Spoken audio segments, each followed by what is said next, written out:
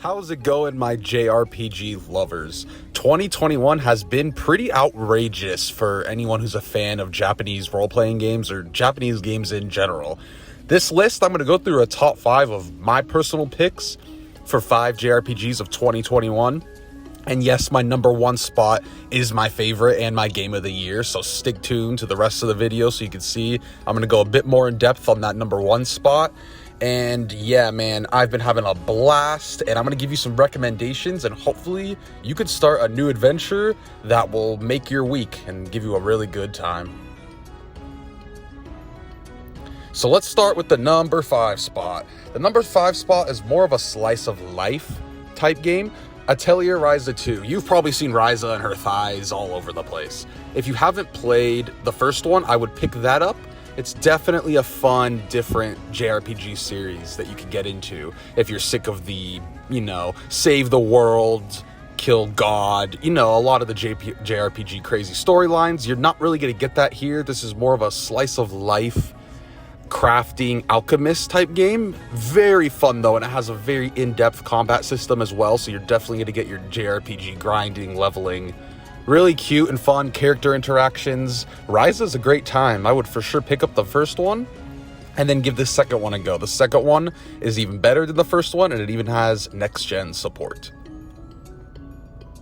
So number 4 on this list, if you want to cry, go play Nier Replicant. If you are an emotional person and you literally just want to be thinking about this game and its characters for 4 weeks, go play Nier Replicant. It's a very emotionally based story. It's very heavily story based as well. There's a lot of combat, a lot of side quests, exploring, all that mumbo jumbo. The combat is very fun. It's a little too easy for me, but the story is mainly what I loved this game for, and it captivates almost everyone that plays it. It's really hard not to when you play Nier Replicant. Number 3 on this spot was a surprise to me. Scarlet Nexus. Scarlet Nexus was amazing. Scarlet, man, this game is crazy. You're throwing cars, you're throwing car tires, you're throwing poles, you're throwing each other at enemies. There's a lot of crazy stuff you could do in this game, and it's backed up by great characters, a really fun bond system, and great mechanics. It has really good combat mechanics for a brand new IP, and I would for sure give Scarlet Nexus a go, especially if you want a new adventure to dive into. So number 2 on this list, Persona 5! Persona 5 Strikers, the sequel that released this year with action RPG gameplay instead of turn-based. Now, I actually enjoyed this game more than original Persona 5, as much as I did love P5. You could definitely play this without playing the first one. Some parts will be confusing, because it is a direct sequel, but if you have a Switch, let's say, man, pick this up. It is a great time. The combat is fantastic. You're going to get your great Persona writing and story, just like you would expect, and the villains and stuff in the story for this game is a bit more believable to me, if that makes sense. Like, I really enjoyed this one more than the original 5, and I would give it a shot. Now, number 1 on my list, game of the year, easy. Tales of Arise. Easy. And you know what's crazy is I'm not a huge Tales of fan. Like, I loved the stories in the past games, but I hated the combat. I don't know if it was the clunky old engine or just the way the game plays. I would never clicked, especially with Tales of Berseria. I hated that combat system, loved the rest of the game. So when Tales of Arise got announced and it's on a new engine and everything, I was like, I'm totally interested. Please blow me away. They didn't just blow me away. They sent me into next week. Like, this game is it's not a 10 out of 10, it's like a 9.5 out of 10. But it's like the best game you'll play in 2021. Not even just JRPGs. It's the best game of this year for sure. The story, amazing. The characters, amazing.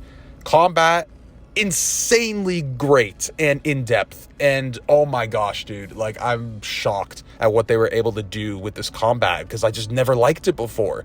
And now it's climbed the rankings as one of my favorite combat systems of all times. GG, Tales of Arise. And, dude, the side quests are fun in this game. Literally everything is fun in this game. It's literally like going on an adventure in an art painting. Like, this game had me mesmerized pretty much the whole way through. A couple things, the end of the game is not as strong as the rest of it, in my opinion. So, yeah, it's not a perfect game by any means, but it's my game of the year, and I would definitely pick it up, especially if you're into really fantasy settings, kind of like Game of Thrones, but a little more anime. You're basically trying to go kill the lords and free the slaves from each realm. Very basic story, actually, for a JRPG. It definitely doesn't stay basic, but you know, it's a lot more easy to follow. So normal RPG fans, or just fans that aren't usually into JRPGs, could actually really get into this game because the story is pretty straightforward, but then has a lot of depth as well. So go get Tales of Arise, I'm telling you.